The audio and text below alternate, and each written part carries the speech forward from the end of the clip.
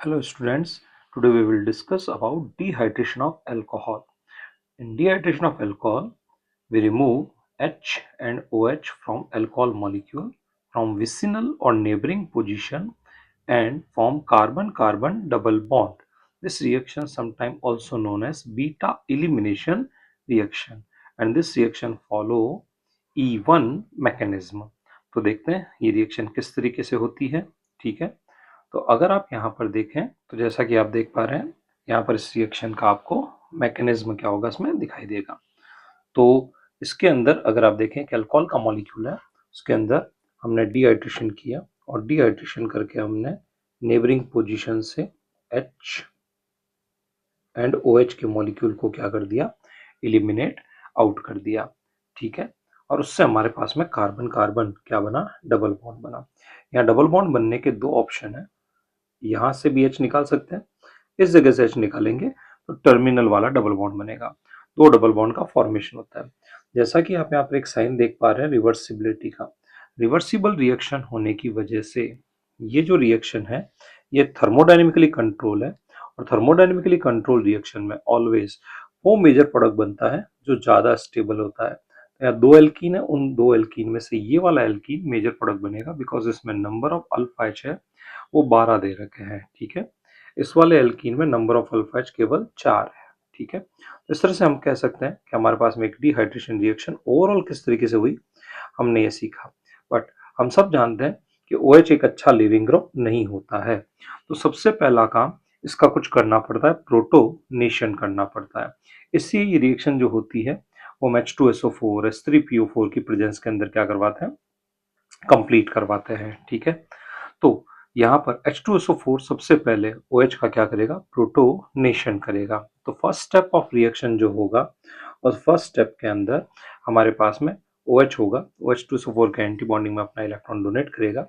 HSO4 minus जो होगा वो यहाँ पे रिलीज हो जाएगा। ठीक है, जो कि इक्विवेलेंट रेजोनेटिंग स्ट्रक्चर बनाएगा, साइड प्रोडक्ट के रूप में बनेगा और इस OH का क्या हो जाएगा, प्रोटोनेशन होगा। फर्स्ट स्टेप में क्योंकि बॉन्ड फॉर्मेशन होगा, ये वाला बॉन्ड बनेगा, तो ये स्टेप कैसा होगा, एक्सोथर्मिक इन क्या होगा आपका इसमें, नेचर होगा। ठीक है, तो ये एक्सोथर्मिक इन क्या हो गया आपका इसमें, नेचर हो गया फर्स्ट स्टेप। ठीक है, तो ये फास्ट होगा और फास्ट होगा मतलब ये हमारे पास में RDS या रेट डिटरमिनिंग स्टेप नहीं होगा।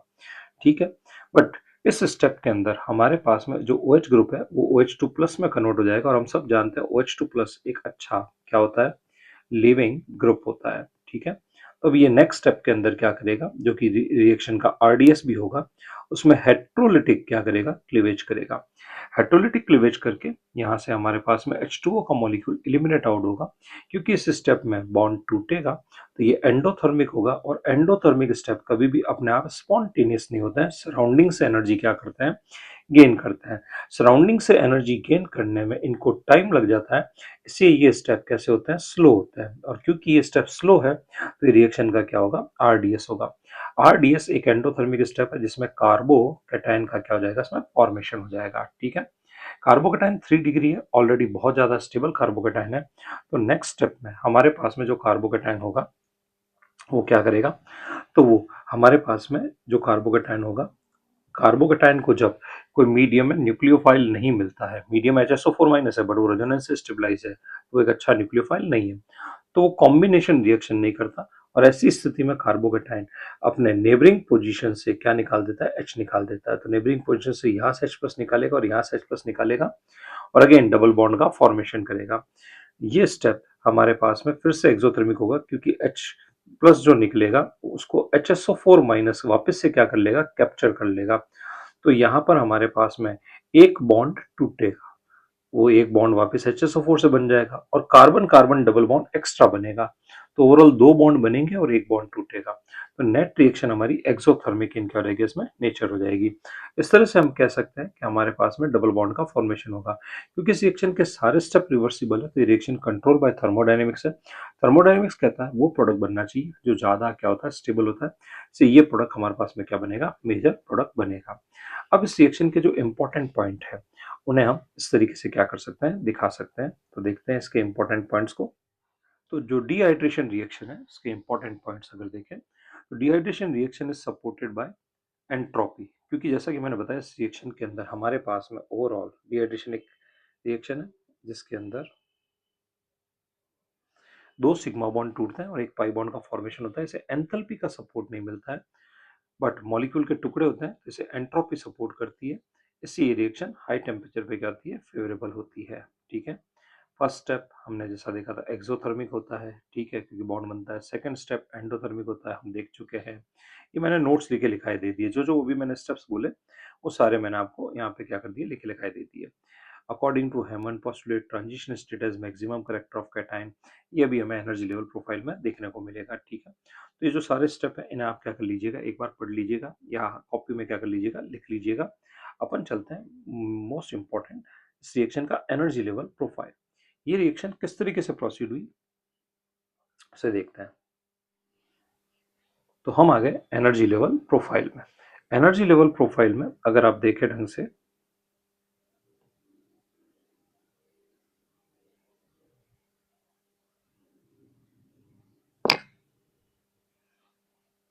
तो हम यहाँ पे देख सकते हैं कि हमारे पास एक रिएक्शन हो रही है जिसके अंदर अल्कोहल का मॉलिक्यूल क्या कर रहा है, पार्टिसिपेट ले रहा है।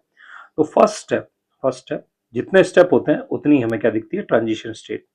तो ये ट्रांजिशन स्टेट नंबर 1, ये 2 और ये 3 है, यानी ये रिएक्शन 3 स्टेप में प्रोसीड हुई है। फर्स्ट स्टेप में क्या क्या हुआ, फर्स्ट स्टेप में यहाँ पर अगर देखा जाए तो हमारे पास में ओवरऑल जो रिएक्शन प्रोसीड हुई उसमें से OH ने अपना इलेक्ट्रॉन एंटी बॉन्डिंग में डोनेट किया, यहाँ से बॉन्ड के आगे इसमें टूटा, OH2 प्लस का फॉर्मेशन हुआ, साथ में HSO4 माइनस का फॉर्मेशन हुआ। H2SO4 की तुलना में HSO4 माइनस में रेजोनेंस अच्छा होता है क्योंकि इक्विवेलेंट रेजोनेटिंग स्ट्रक्चर बनती है, इसलिए ये स्टेप स्लाइटली क्या है आपका, इसमें एक्सोथर्मिक इन क्या है, नेचर है। नेक्स्ट स्टेप के अंदर हमारे पास में बॉन्ड ब्रेकिंग हुआ और हमारे पास में कार्बोकेटाइन का फॉर्मेशन हुआ, यानी ये स्टेप कैसा हो गया, एंडोथर्मिक हो गया। और उसके नेक्स्ट स्टेप में हमारे पास में यहाँ से बॉन्ड टूटा, ठीक है, एक सिग्मा बॉन्ड टूटा, HSO4 माइनस ने वापस एक सिग्मा बॉन्ड बना दिया, यानी इस प्रोडक्ट के अंदर H2SO4 वापस हमारा से बन गया, एक सिग्मा टूटा, एक सिग्मा बना, एक्स्ट्रा बन गया हमारे पास में पाई बॉन्ड का फॉर्मेशन हुआ। H यहाँ से भी निकल सकता है, H यहाँ से भी निकल सकता है, दो जगहों से H निकल सकता है, डबल बॉन्ड का फॉर्मेशन हो सकता है। ये डबल बॉन्ड स्टेबल है तो नीचे बनाया, ये डबल बॉन्ड अनस्टेबल है, थोड़ा ऊपर हमने क्या किया, ऊपर बनाया। ठीक है, तो हमारे पास में इस तरह से रिएक्शन क्या इसमें प्रोसीड हुई। ठीक है, तो हम कह सकते हैं कि हमारे पास 3 स्टेप में रिएक्शन हुई। लास्ट स्टेप एक्सोथर्मिक है, बट ओवरऑल नेट रिएक्शन हमारी एंडोथर्मिक है, क्योंकि अगर नेट रिएक्शन अगर देखा जाए, इस नेट रिएक्शन में हम क्या कर रहे हैं, 2 सिग्मा बॉन्ड ब्रेक कर रहे हैं और एक पाई बॉन्ड का क्या कर रहे हैं, फॉर्मेशन कर रहे हैं। तो यहाँ से सिग्मा टूटा, यहाँ से सिग्मा टूटा, इधर क्या बना, पाई बना, और एक सिग्मा बॉन्ड इधर भी बना। ठीक है, तो एंथैल्पी जो है इस रिएक्शन का डेल्टा एच वो कैसा आपका इसमें पॉजिटिव है। और मॉलिक्यूल के टुकड़े हो रहे हैं, पहले एक अकेला मॉलिक्यूल क्या कर रहा था, डिस्को कर रहा था, एंट्रोपी एक अकेले मॉलिक्यूल की थी, अब 2 मॉलिक्यूल अलग अलग डिस्को करेंगे, तो इस रिएक्शन का डेल्टा एस भी क्या है, पॉजिटिव है। और गिब्स फ्री एनर्जी के अंदर हम जानते हैं delta G is equal to delta H minus T delta S होता है। एंथैल्पी कह रहा है मैं इस रिएक्शन को डेल्टा जी को पॉजिटिव बनाऊंगा, एंट्रोपी कह रहा है मैं इस पूरी रिएक्शन के डेल्टा जी को नेगेटिव बनाऊंगा। और हम सब जानते हैं कोई भी रिएक्शन स्पॉन्टेनियस तब होती है जब डेल्टा जी नेगेटिव होता है। तो मुझे एंट्रोपी वाली टर्म से क्या करना पड़ेगा, इस रिएक्शन को स्पॉन्टेनियस बनाना पड़ेगा। उससे एक ही तरीका है, हम टेम्परेचर को क्या करें, हाई करें। यानी ये रिएक्शन तब प्रोसीड होगी जब टेम्परेचर क्या होगा आपका इसमें, हाई होगा, अन्यथा ये रिएक्शन होने वाली नहीं है। चलिए देखते हैं, थोड़ा साफ सुथरा कर लेते हैं यहाँ पे। तो हमने देखा इस रिएक्शन को कौन सपोर्ट कर रहा है, एंट्रोपी ड्रिवन ये क्या हो रही है इसमें, रिएक्शन क्या हो रही है इसमें, प्रोसीड हो रही है। ठीक है, तो आपने यहाँ पे पूरा एनर्जी लेवल प्रोफाइल से इस रिएक्शन को क्या कर लिया, इसमें समझ लिया। ठीक है, तो हमारे पास में रिएक्शन रिवर्सिबल है, कंट्रोल बाय थर्मोडायनेमिक्स है, प्रोडक्ट वो बनेगा जो कि क्या होगा आपका इसमें, ज्यादा स्टेबल होगा। चलिए साहब, तो 2 एल्कीन में से ये वाला एल्कीन क्या बनेगा, मेजर प्रोडक्ट बनेगा। इस तरह से हमारे पास में डिहाइड्रेशन रिएक्शन क्या होती है, प्रोसीड होती है। ये मैंने एक basic idea of dehydration reaction आप लोगों को क्या किया है, सिखाया है। इसे और एडवांस लेवल में भी हम क्या करेंगे, नेक्स्ट लेक्चर में क्या करेंगे, लेके जाएंगे। That's okay, thank you.